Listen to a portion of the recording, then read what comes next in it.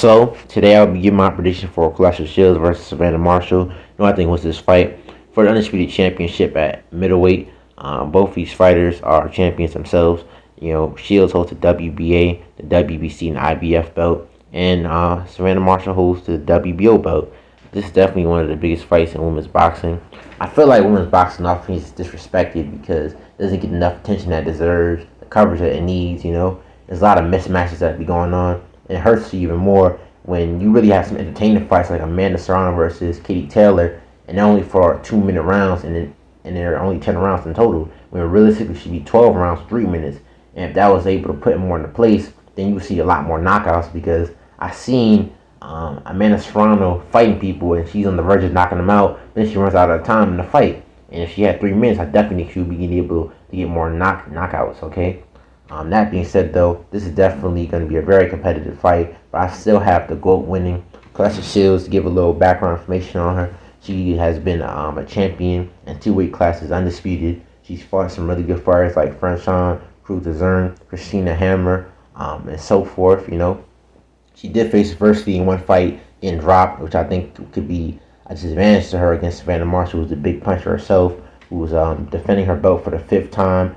And, I feel like Savannah Marshall, her lankiness, her size, her power will give Shields problems in the ring. But do I think that that's enough for her to win the fight? No.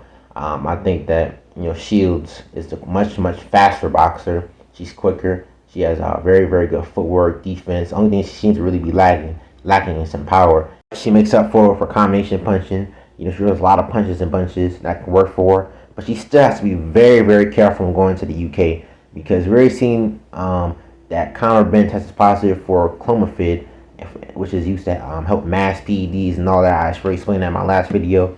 And they was willing to let that fight go on. And there's rumors that he allegedly tested positive for the same drug earlier in the year. Okay? And you have Eddie Hearn who tried to let the fight go on, letting a drug cheat fight Chris Eubank and potentially kill Chris Eubank. Then we see that Savannah Marshall is working with Peter Fury, who's a trainer. We already know the Fury clan cannot be trusted. Tyson Fury has cheated Deontay Wilder. Tested positive for Nandrolone. Is banned from America. Okay, he's been seen to working with a mob boss and Daniel Kinahan, and also for cheating Dr. Hope, Conor Ben cheat. And his father John Fury has gouged a man's eyes out. You can look that up, and is also banned from coming to America. Hugh Fury is also tested positive for drugs. So you really don't know what they might be doing. For all we know, we can hear Tyson Fury hide the locker room footage like he did in the Wilder fight. Here's some tricks how to manipulate your gloves. You can't trust Tyson Fury. He's a drug cheat Deontay Wilder with floppy gloves and many other things. But to this fight, though, I really think that Savannah Marshall could potentially cheat, and that's a very real possibility. That's why Shields has to be on her A game. I think she definitely will.